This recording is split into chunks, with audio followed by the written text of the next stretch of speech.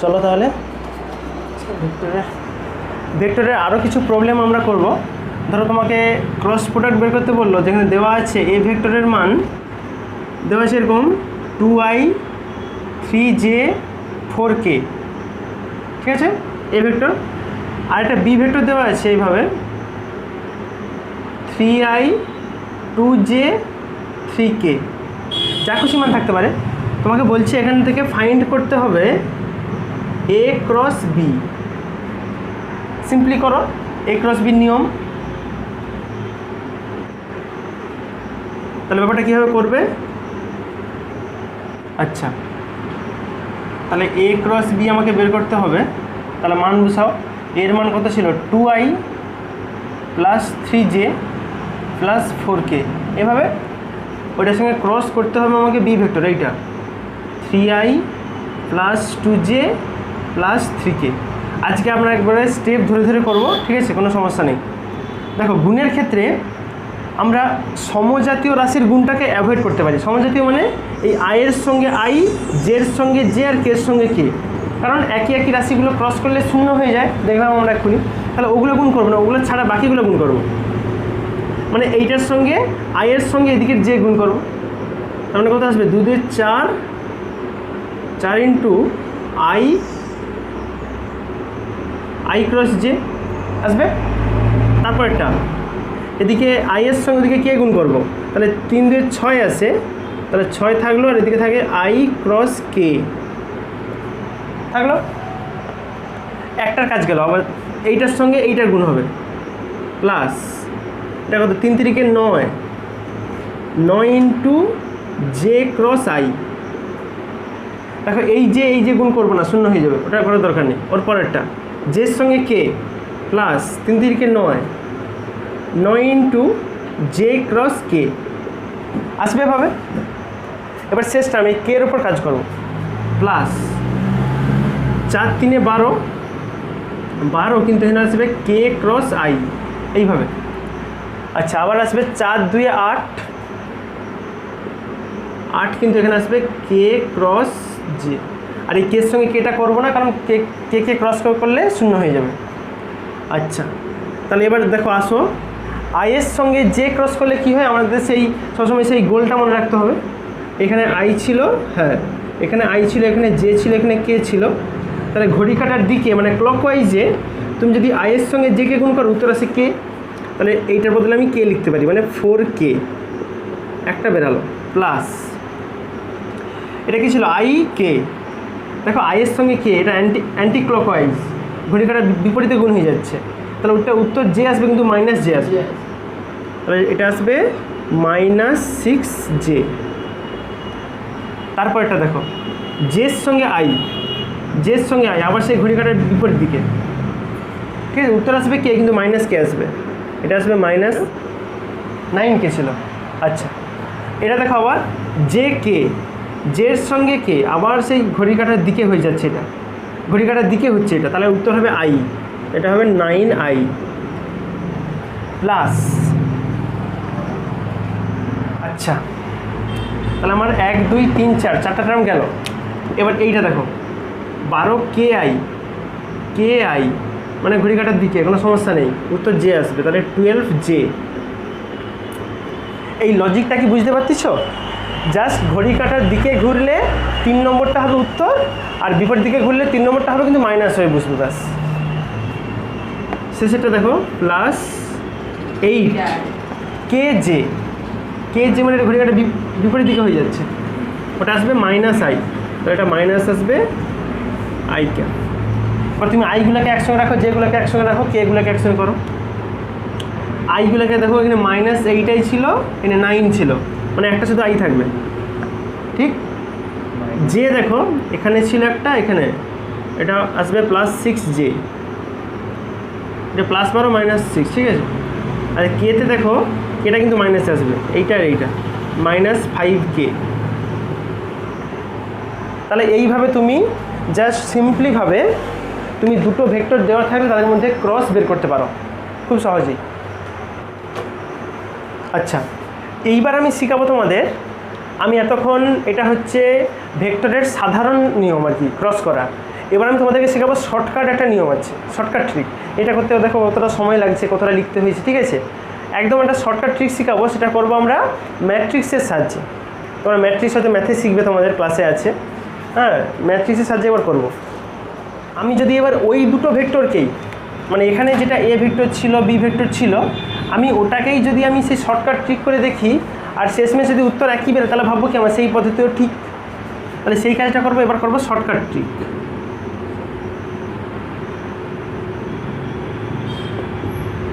Shortcut trick কি, এখানে vector ছিল এ ভেক্টর এটা, বি ভেক্টর এটা, একে ম্যাট্রিক্সের সাহায্যে প্রকাশ করার নিয়ম এরকম, উপরে লিখতে হবে আই জে কে, মানে এই সোজা আয়ের অংশগুলো বুঝবে, এখানে জেগুলো এখানে কেগুলো, ঠিক আছে। দেখো প্রথমটাতে আই কে আছে 2 3 4 এরকম আছে, তাহলে আয়ের নিচে বুঝবে 2, জের নিচে বুঝবে 3, আর কের নিচে বুঝবে 4। বি ভেক্টরটা দেখো 3 2 3 আছে, তাহলে এখানে 3, এখানে 2, এখানে আবার 3, বাস আমার ম্যাট্রিক্স রেডি।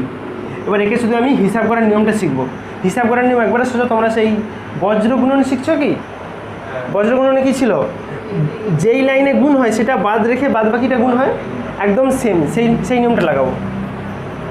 তাহলে এখান থেকে আমি যেটা গুণ করলে পাবো আর কি, প্রথমে কী হবে আই ইন্টু আই ধরছি, তার মানে এই লাইনটা আর এই লাইনটা বাদ, বাকি রেখে এইটার উপর গুণ করতে হবে। এইটার সঙ্গে এইটা গুণ মাইনাস এটার সঙ্গে এটা গুণ, তাহলে 3 3 9 মাইনাস 4 2 8, এটা আয়ের কাজ গেল। এবার মাঝখানেরটাকে তুমি প্লাসে লিখলে ঘুরিয়ে লিখতে হয়, আমি সুবিধের জন্য যেটাকে মাইনাসে লিখব, মাইনাস অফ জে। তাহলে আয়ের কাজ শেষ। জের কাজ করলে কোন কাজগুলো করা যাবে না, এই লাইনটা আর এই লাইনটা, ওটা বাকি রেখে তার মানে এই 2 3 আর 4 3 এর উপর কাজ করতে হবে। তাহলে করো, সে একই রকমভাবে আসবে 3 2 6, 3 2 6 মাইনাস 4 3 12।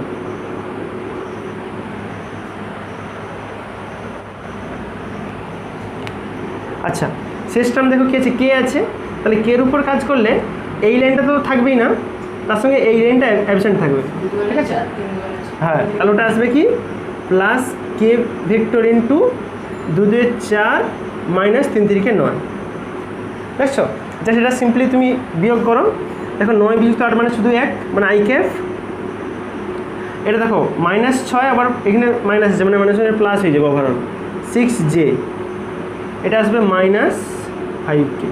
তাহলে দেখলে একটা কত বড় ক্যালকুলেশনকে তুমি ম্যাট্রিক্সের সাহায্যে করলে একদম 2 লাইন উত্তর বেরিয়ে গেল। এটা হচ্ছে শর্টকাট ট্রিক। তোমরা যে কোনো রকম কম্পারেটিভ এক্সাম বা এমসিকিউতে যদি এরকম প্রবলেম পড়ে আর কি, তুমি এভাবে ম্যাট্রিক্সের সাহায্যে করে তার উত্তর শর্টকাটে বের করতে পারো। আচ্ছা, আরেকটা প্রবলেম করো, দেওয়া আছে এ ভেক্টর সমান 2i প্লাস জে মাইনাস কে, আর একটা বি ভেক্টর দেওয়া আছে সাপোজ ধরো 3i প্লাস 2j মাইনাস কে। তোমাকে বলা হলো যে ওই দুটো ভেক্টরের ক্রস বের করো, এ ক্রস বি, ঠিক আছে। এ ক্রস বি বের করবে, ওর পর তোমার কাজ হবে ওর সঙ্গে ওই এ ক্রস বির মড ভ্যালু বের করবে, মানে যার সাথে মানটা বের করতে হবে। দেখি করো, আগের যে নিয়মটা শিখালাম তোমরা শর্টকাটটাই করতে পারো, করো। যারা করতে পারছো তারা মিলিয়ে নাও, আর যারা করতে পারোনি দেখো, আমরা শর্টকাট নিয়ম শিখছিলাম যে এ ক্রস বিকে আমি একটা এইভাবে প্রকাশ করতে পারি আই জে কে, যেখানে আয়ের সোজা আয়ের মানগুলো বসবে। এখানে দেখো আছে 2 1 -1, তাহলে এখানে 2 2 1 -1, ঠিক। আর এখানে কি আছে 3 2 -1, 3 2 -1, জাস্ট আয়ের সোজা আয়ের ভ্যালুগুলো বসলো, জের সোজা জে, কের সোজা কে। এবার সিম্পলি তুমি যেমন গুণ করার নিয়ম কি হয়, আই ক্যাপ ধরলে এই লাইনটা আর এই লাইনটা বাদ, ঠিক থাকে শুধু কি এই কোনাখনি গুণ, এইটার সঙ্গে এটা গুণ, এটার সঙ্গে এটা গুণ, তাহলে এটা গুণ হলে -1 মাইনাস অফ -2, মানে আলটিমেট প্লাস হয়ে যাবে এটা, ঠিক। আচ্ছা, মাঝেরটা যে আমি মাইনাসে ধরি, তাহলে যে হলে এই লাইনটা বাদ যাবে, তখন তাহলে কি আসবে, এইটার সঙ্গে এইটা গুণ, মানে -2 মাইনাস অফ এইটা মানে আলটিমেট প্লাস অফ 3 আসবে। আচ্ছা নেক্সট কে আছে কে ক্যাফ, তাহলে এখানে এই লাইনটা বাদ থাকে, তাহলে গুণ হয় এর সঙ্গে এইটা, তাহলে 2 দিয়ে 4 মাইনাস 3। এবার তুমি হিসাব করো যা হয় উত্তর। এটা আসবে আই ক্যাফ, এটা আসবে মাইনাস জে ক্যাফ, আর ওটা আসবে কে ক্যাফ। আসছে, এটা ছিল একদম শর্টকাটভাবে। তুমি যদি সেই গুণ করে করেও করতে দেখবে শেষমেশ এই উত্তরটাই আসতো। আচ্ছা মড বের করো তাহলে। মড বের করার নিয়ম কি শিখেছিলাম আমি? রুট ওভার স্কোয়ার করে দিতে হয়। করো এ ক্রস বির মড কী করতে হবে? Root over of 1 square 1 square 1 square মানে রুট। এইভাবে তুমি সিম্পলি, আমি কেন এটার মড বের করলাম, কারণ তুমি যদি তোমাকে যদি বলা হয় যে এই দুটো ভেক্টরের মধ্যবর্তী কোণ বের করো, তুমি ডটের সাহায্যে করলে সে কস ইনভার্স করে করতে হবে, ঠিক? আর এখানে সাইন ইনভার্স হয়ে আসবে। আচ্ছা তাহলে আরেকটা প্রবলেম, এটা সহজ দেখে করো তো, এটা আরেকটা করো। ধরো এ ভেক্টর দেওয়া আছে আই মাইনাস জে, ঠিক আছে, আর বি ভেক্টর দেওয়া আছে জে মাইনাস কে, তাহলে ওদের মধ্যে ক্রস বের করো। তুমি করো এ ক্রস বি,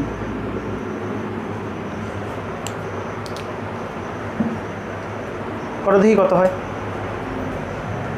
যা খুশি রেজাল্ট আসতে পারে, রেজাল্ট দেখে তোমার ভাবার কিছু নেই। উত্তর যাই আসুক, তুমি তো শুধু নিয়মটা মনে রাখবে। আই জে কে, প্রথমটা এখানে 1 হবে, এখানে -1, এখানে 0, 0 তো 0, তোমার ব্যাপার কি। আচ্ছা বিতে এটা আছে 1, এটা -1, এটা 0। এবার তুমি যেমন নিয়ম সেই নিয়ম লাগাও, করো দেখি। আচ্ছা এখানে কী বেরোবে? প্রথমটা আই ক্যাপ থাকলো, এটার সঙ্গে এটা গুণ মাইনাস, ওটা মানে ভ্যানিশ হয়ে যাবে, তাহলে 1 মাইনাস অফ জে, জে ধরলে এটার সঙ্গে এইটা আবার -1, ওটা তো ভ্যানিশ, প্লাস কে ক্যাপ, এটা ধরলে এইটা গুণ 1, এটা আসছে তো।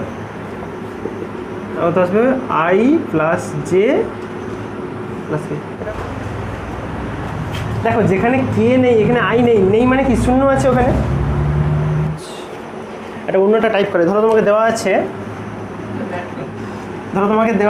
এর মোড দেওয়া আছে, এর মোড ধরো 5 দেওয়া আছে, আর বির মোড দেওয়া আছে 6, ওর সঙ্গে এ ক্রস বির মোডও দেওয়া আছে 15। তোমাকে বলা হলো যে তাহলে এ ও বির মধ্যবর্তী কোণ বের করো। তোমাকে প্রশ্ন বলা হলো এ ও বি এর মধ্যবর্তী কোণ কত হবে। কি করবে এই ধরনের অঙ্কগুলো? আমরা সেই সিম্পলি যে নিয়মটা শিখছিলাম, আমাদের ক্রসের নিয়ম কি ছিল?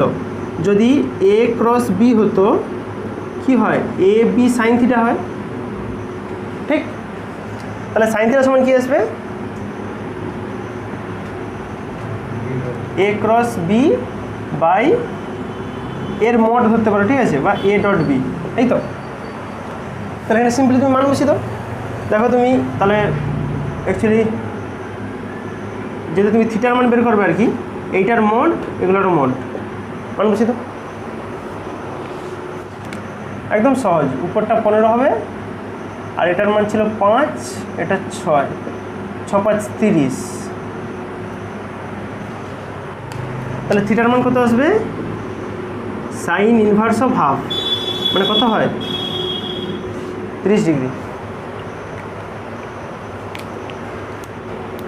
আচ্ছা আরেকটা ধরো প্রবলেম তোমাকে দেওয়া হলো এরকম, এগুলো এক্সামে তোমাদের খুব গুরুত্বপূর্ণ, রেগুলার আসে প্রায়। তখন তোমাকে বলা হলো যে যদি এ ক্রস বির মোড আর যদি এ ডট বির মোড সমান হয়, তাহলে ওদের মধ্যবর্তী কোণ কত হবে? মানে এ ভেক্টর ও বি ভেক্টরের মধ্যবর্তী কোণ কত হবে? করো দেখি। তুমি ক্রসের যা সূত্র জানতে লিখো, এই যে এ বি সাইন থিটা আর এতে এ বি কস থিটা করো। এ ক্রস বিতে লিখবে A B sine theta cross প্রোডাক্টে, আর ডটে হতো কস থিটা, এখানে সাইন এখানে কস বসবে। মানে ব্যাপারটা এভাবে তুমি করতে পারো, এটার জায়গায় লিখবে এরকম a mod b mod into sine theta, আর ডটের ক্ষেত্রে কী হতো a mod b mod into cos theta. দেখো a mod b mod vanish, তাহলে এখানে কী আসবে সাইন থিটা সমান কস থিটা। তুমি এখানে মুখে মুখে বের করতে পারো যে কোন অ্যাঙ্গেলে কস আর সাইনের মান সমান হয়, 45-এ 45-এ এও হয় 1/√2 এও হয় 1/√2, এভাবে করতে পারো। বা যদি এভাবে নাও করতে চাও তাও উপায় আছে, তুমি কসটাকে নিচে নামো, হ্যাঁ ট্যান থিটা করো, তাহলে sine theta by cos theta সমান 1 ওদিকে, মানে কি ট্যান থিটা। ট্যান থিটার মান কততে 1 হয় 45-এ, তাহলে থিটার মান কত আসবে tan inverse of 1 that is 45 degree.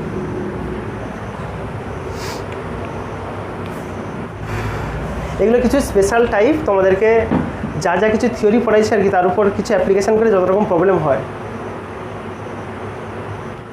আচ্ছা ধরো তোমাকে দেওয়া হলো এরকম, এগুলো মেনলি এমসিকিউ বেশি পড়ে আর কি।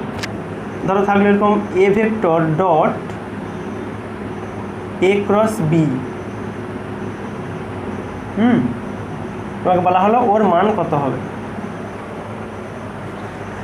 আমি তোমাদেরকে বলছিলাম যে এ ক্রস বি মানে এর যে লব্ধি ভেক্টরের যে দিকটা হয় সেটা এর সঙ্গেও লম্ব হয় বির সঙ্গে লম্ব হয় বলছিলাম, মানে এরকম ছিল।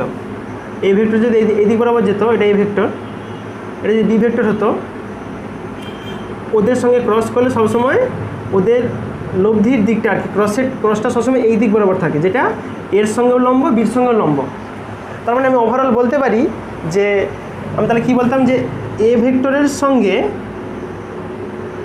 লম্ব হবে এই দিকের ভেক্টরটা এ ক্রস বি, হ্যাঁ এর সঙ্গে এও লম্ব, যদি বি থাকতো তাও একই হতো। আবার তোমার সেই ডটের নিয়মে জানতে কি, যদি দুটো একই ভেক্টরের একই বলছি যদি পরস্পর লম্ব ভেক্টরে যদি ডট করা হয় কি হয়, সেই দিকে আই ছিল এইদিকে জে ছিল মনে আছে, তাতে ডট করলে কী হতো শূন্য হয়ে যেত। কারণটা কি, কারণ এখানে অ্যাঙ্গেল কত আছে 90, cos 90-এর মান কত হয়।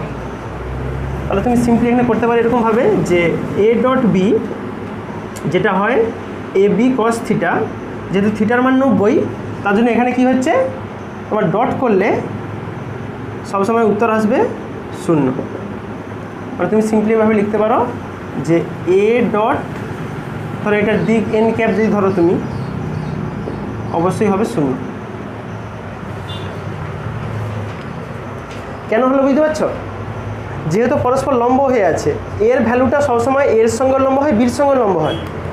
তোমাকে যদি একদম সিমিলার টাইপে এই অঙ্কটা দিত B dot of A cross B, তাও তো একই, সেটাও আসতো 0।